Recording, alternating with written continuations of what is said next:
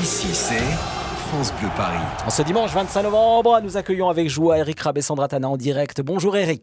Bonjour Miguel, bonjour à toutes et à tous. Alors, on a évoqué ce PSG TFC avec Bruno Salomon il y a quelques instants dans le journal. Je voudrais avoir votre sentiment sur ce match d'hier. Eh ben, mon sentiment, c'est que c'était un match vraiment pas terrible, voire ennuyant de temps en temps, mais bon. Ça avait bien commencé, non ?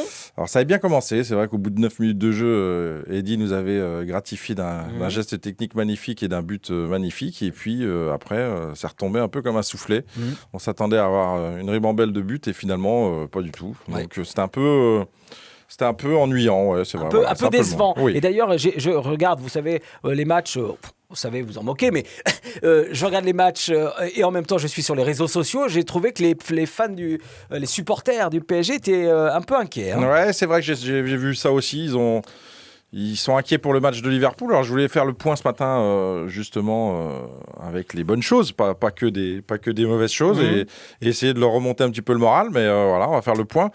Il y a les faits, surtout, qui plaident dans la faveur du PSG. Voilà, exactement. On a quand même enchaîné une 14e victoire d'affilée, ce qui n'est pas une mince affaire. Quand on a vu le Real Madrid perdre 3-0 contre Eibar, je pense qu'il faut mesurer un peu la performance parisienne. Et puis, on n'a pas pris de but. On a joué contre une équipe qui avait mis le bus devant son but et qui n'était pas venue pour jouer au football. Donc ça, c'est déjà quand même une belle performance. Ouais. On n'a pas pris de but. On n'a pas d'autres blessés. On récupère Kurzawa, Alves et certainement Mbappé et Neymar, ce qui est quand même l'essentiel.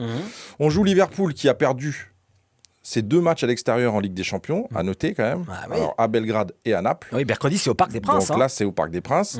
Donc c'est quand même quelque chose de positif. Et puis on a Paris qui est quand même performant à domicile, même si le match de Naples était quand même moyen par rapport à ce qu'ils auraient dû faire. Mais voilà, il y a plein de choses qui sont là pour nous remonter le moral et qui nous dire que le match de Liverpool, on a encore nos chances, on a surtout nos 2 joueurs qui reviennent, donc ça devrait être intéressant. Donc vous, franchement, entre nous, vous êtes plutôt confiant pour ce match ? Moi, je suis très confiant. Ah ouais je ne dis pas que ce sera facile, mais je suis très confiant. Alors, c'est vrai on reste un peu sur notre faim pour l'instant par les Parisiens. Ils doivent confirmer, ils doivent nous mettre, ils doivent tenir leurs promesses, c'est-à-dire de nous sortir un match grandiose contre une équipe qui est du top européen. Donc voilà, il faut vraiment qu'ils tiennent leurs promesses et qu'on arrive à prendre du plaisir et en plus de gagner ce match contre Liverpool. De toute façon, ils n'ont pas le droit de le perdre. Ils n'ont pas le droit de le perdre de toute façon. Sinon, c'est élimination de la Ligue des Champions. C'est élimination de la Ligue des Champions et après, à voir pour la Ligue Europa, ce qui consolera pas spécialement. Non.